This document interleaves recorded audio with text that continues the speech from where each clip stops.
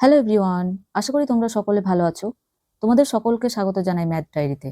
অঙ্ক দেখো, বলেছে যদি 79.63 plus 963.8 minus x plus 7.953 equal to 18.732 হয়, তবে এক্স এর মান কত হবে? তাহলে 79.63 plus 963.8 plus 7.953 minus x equal to 18.732।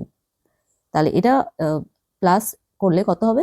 1051.383 minus x equal to 18.732।